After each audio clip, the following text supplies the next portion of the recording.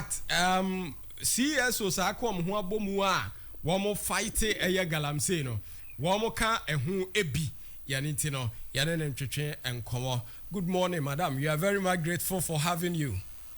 Good morning. Thank you for having me. Good. So, were you at yesterday's vigil? Yes, I was. And how did it turn out? Well, it was good to see young people who even had children who were there, and they spoke, they were courageous, they spoke, and they said to be poisoned. Illegal mining, the irresponsible mining that is poisoning our water bodies to stop. It was very heartening to hear them. I commend the organizers. I commend every single person who turned up. And, there's also a march today from around the Accra Mall to the Flagstaff House. So it went very well, and everybody who was there understood the urgency of the situation we find ourselves in. We are being poisoned, and we need to take robust action to stop the poison before we are all killed. Are you particular about the numbers or the message it sends across? I'm sorry, I didn't hear the question. Are you very much particular about the numbers that show up, or you are very much concerned about the message you send across? Thank you. I'm more interested in the message. Of course, if you have thousands of people turning up, it's good. But even if one person turns up, this is one person who's understood the message, who has understood the seriousness of the problem. One person who is saying, do the needful, declare a state of emergency, take robust action. The house is burning. Send the fire service. Don't be using buckets of water because it's not getting to the root of the problem. You need to solve it. So for me, it's great to have thousands of people there, but whoever turns up is great. And commend the media that came to also raise awareness about what is going on. So the message is out there. There's some people who didn't realize that they are being poisoned. When you have water and it's clear, it doesn't mean there's no mercury or arsenic or cyanide in it because they are colorless. So we have to understand that even when the water is clear, when we see brown water, we know we don't want to drink it. But when it's clear, it doesn't mean it's safe. So the more people begin to understand, even our consumption rate, is being poisoned, our food. So I think that even if one person turned up, this is one person who understands what is going on and who can go and spread the word. So I am happy about the people who turned up. We expect more people today, but I still say a big thank you to every single person who turned up yesterday, and a big thank you to the organizers. How about those who say if Ghanaians are that outraged about the pollution of our river bodies, then we are to see thousands of people thrown into the streets. I mean, joining forces with you to demonstrate, to march, to send a very strong signal of our anger towards the pollution of our river bodies. They argue that if you don't see the numbers, then it means that Ghanaians are not that angry. It means that the fight has been left for a few. And if it has been left for a few, then it means it is not an issue of much concern to Ghanaians. How do you respond to people who think along that line? I say that this is a non-argument. First of all, when you are in government, you are there for the welfare of the people. So even if the people don't understand the danger, are you going to say because they don't understand the danger, let it go because they don't understand? You do what needs to be done. When there was COVID, whether the people understood it or not, decided to have a lockdown because in your view, a lockdown would stop the spread of COVID. So you did what you believed was for the good of Ghanaians, whether they believed it or not.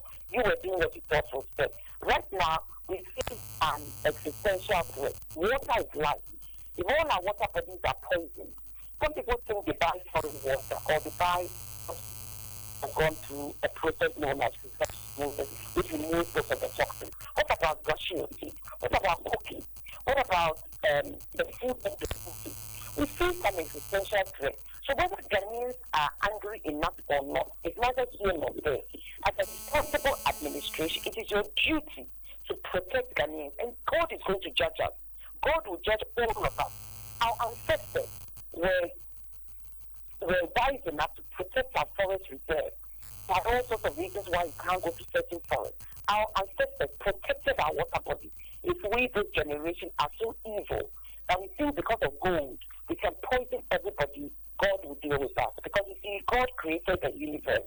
He created the environment we have, and he said, "What? Take care of it." We are in what we call the season of creation, which starts September 15th and ends, I believe, 4th October. We're supposed to reflect on the environment God has given us and the mandate to take care of it. So what I'll say is that, yes, Ghanaians should be angry. If I came to your radio station today with kerosene and I was going to light a match, I think all of you would not just watch, you stop me. It's the same thing that is happening. But whether Ghanaians realize it or not, a responsible administration deals with the problem. And we have not dealt with it. If you look at the illegal mining, it's been going on for a very long time. It didn't start today. But what I would say is that when Galamsey first started, it was come and gather. They were using hand tools. They were not using excavators. They didn't have shamsam. They were not using mercury and cyanide to poison us. So things have changed. Things have changed. For more than 10 years, 15 years, the situation is getting worse and worse and worse. And so it is time to take action. The house is burning. We need to send the fire engine, the fire service, before we are all consumed by the fire. Okay, so, in other words, we need to keep the Galamsey conversation alive so that duty bearers do not go to bed on it. Absolutely, and I commend you for having this program. I commend all the members of the press who are keeping the issue alive. And let's understand that now we are dealing with irresponsible mining, criminal activity, environmental terrorism. You know, when we use Galamsey, people say that it's been going on for decades. Yes, but as I just said, they were using hand tools. Right now, I believe Ghana is the number one importer of excavators. What are we using the excavators for? Is there some huge building boom going on? And if that's the case, we have enough excavators in the country to deal with. Excavators are coming in to go to the forest reserves and destroy them. What you can do with hand tools, it's not a lot of damage, but with excavators, in 1 hour, look at the damage you can do. And we're still importing excavators, knowing very well that they're going to find their way to the forest reserve. So I'll say that congratulations for keeping this high on the agenda. And you have to keep on. You have to keep on until we declare a state of emergency, a targeted state of emergency. The forest reserve, the water bodies, the farmland. You use all the resources at your disposal. The armed forces, the army, the police, the armed forces, the army, the navy, the air force. Then you also use the police, all the resources you have. You see, under a state of emergency, you can act more swiftly. You don't need to go through certain cumbersome processes. It frees you so that you can act swiftly, boldly, decisively to end this illegal, irresponsible mining. It's not just that it's illegal, it's irresponsible, it's poisoning Ghanaians, it's destroying our farmland. Now, are we going to eat gold? The consumer is poisoned. Cocoyam is poisoned. What are we going to eat? Gold? So what I'm saying is that let's keep on until the government declares a targeted state of emergency. In the opposition, they all were asking the past administration to declare a state of emergency. Now that we are in power, what has changed? Some of our water plants are being closed because Ghana Water says we can't treat it. Ghana Water wants to increase the water bill because of the amount of money they are spending to treat the water. What has changed? Things have maybe gone worse. So we need to declare a targeted state of emergency. And it is not shoot to kill. Shoot to kill has no place in targeted state of emergency. Yes, it's an illegal miners setting fire. You will send fire. And you don't go there with the purpose of killing. Your purpose is to remove the environmental terrorists and their equipment. Okay. So Rashid is asking if we consider those involved in illegal mining as environmental terrorists or they are involved in environmental terrorism, then suffice to say they deserve to be shot and killed because terrorists face similar fate if you look at what they face elsewhere. With the greatest respect, we're just in the jungle. Even when you find somebody committing murder, you have a judicial process, you try him. So even in wartime, there are rules of engagement. You can't shoot people in the back. You can't shoot somebody who is surrendering, even in wartime. So what we are saying is that when you go there and the environmental terrorists attack you, you return fire. If they are about to attack you, you attack themselves before they kill you. And your purpose is to remove them, arrest them, have them prosecuted. Before we declare the state of emergency, you give everybody 24 hours to leave our forest reserve, leave our water bodies. So the mere fact that you are there, you know you have defied an order, and you'll be dealt with robustly. So if you happen to be killed, that wasn't the intention, but that is what you asked for. But you don't go there with the primary purpose of killing them. And yes, I understand my brother's question. Yes, I'm calling them environmental terrorists because what they are doing is terrorism.